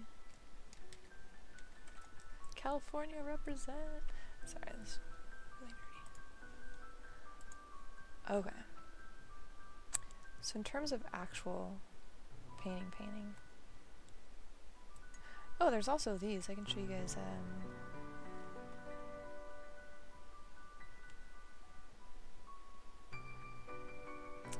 Whatever that nonsense was.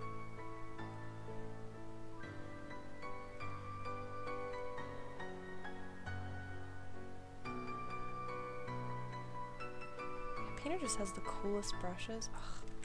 Like, I wish Painter had the functionality of Photoshop, because I really like it, but I just like how Photoshop functions so much more.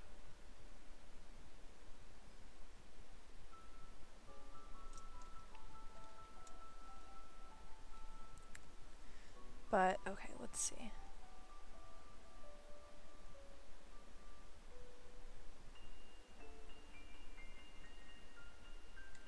Oh, I forgot. These aren't even the ones that...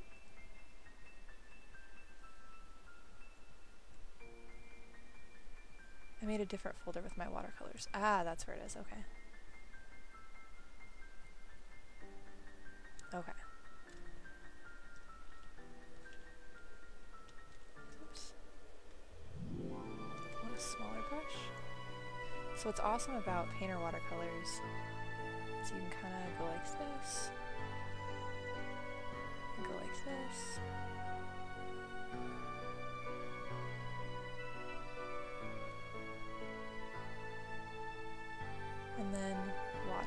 blends together.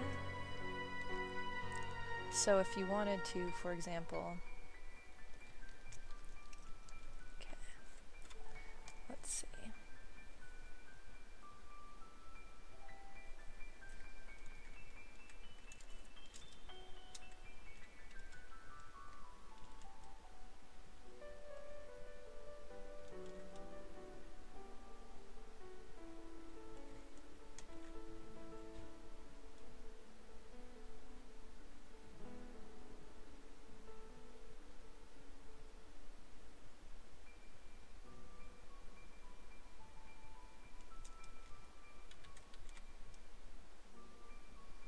Just for example, if we wanted to like render like a fairly stylized face of some sort.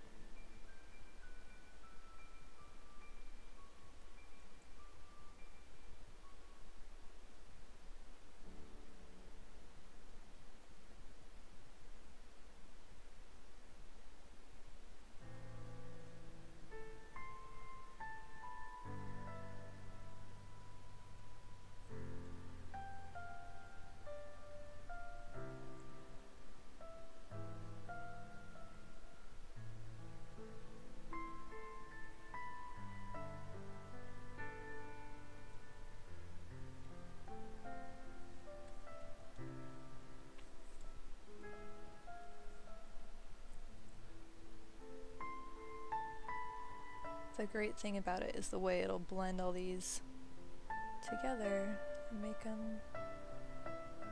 really nice and flowy and interesting while still like kind of maintaining the boundaries of where you lay down the paints and colors. For the most part, I mean, you can adjust that to have it go all over the place, but I don't find that as useful, so I don't do that.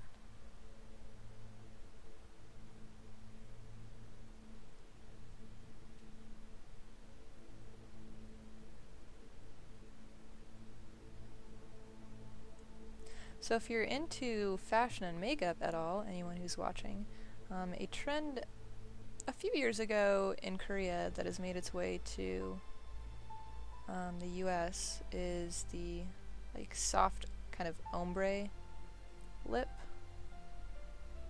where it's only it's fairly pale on the outside and then it's much richer like on the inside. Like almost like you've been drinking wine or something, except not unattractive. Like it's actually pretty. So we're gonna give this watercolor girl this because that'll be a fun way to show off how this blends.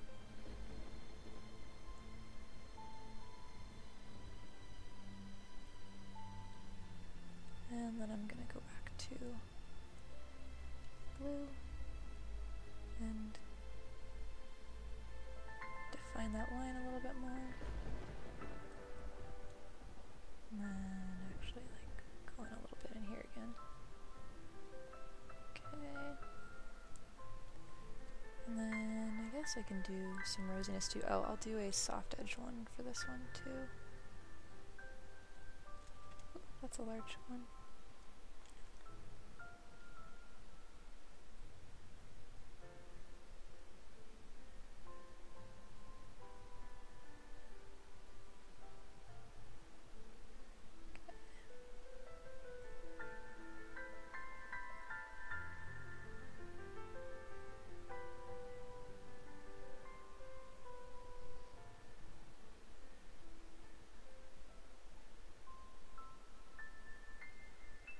This is probably not the ideal blush, but you know, you win some, you lose some.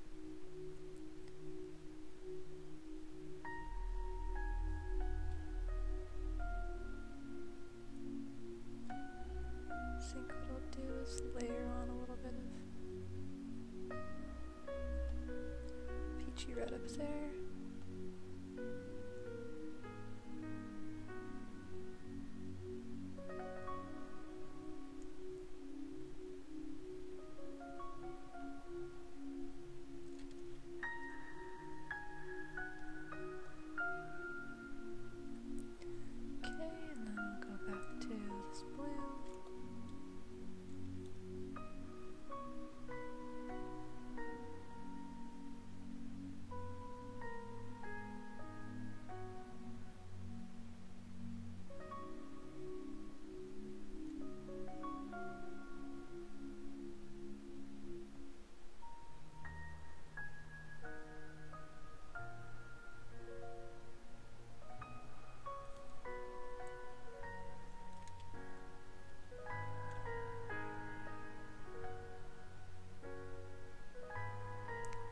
some more of the teal back in there, so it's not totally that way.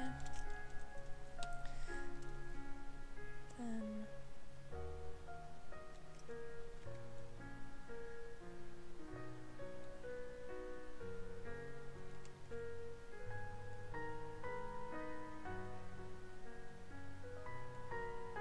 oops, that was very like kind of cutesy Miyazaki portions there for a second. Oops.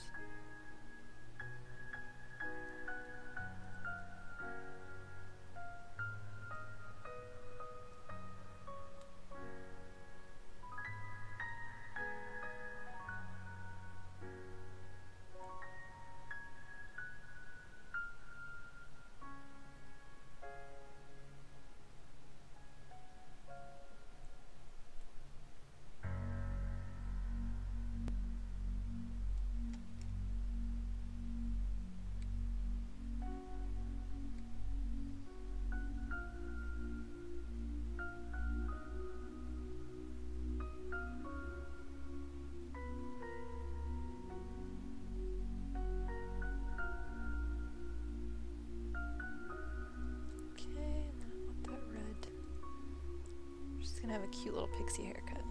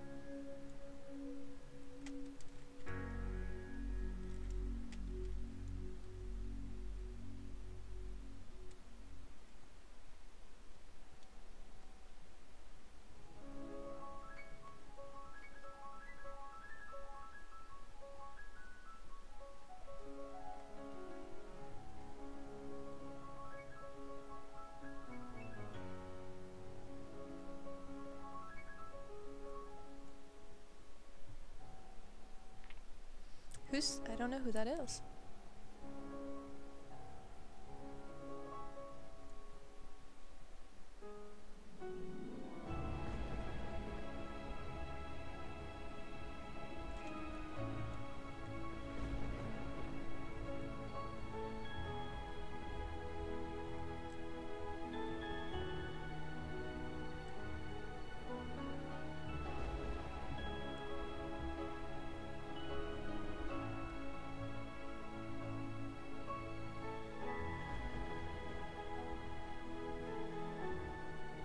Oh no, what time is it?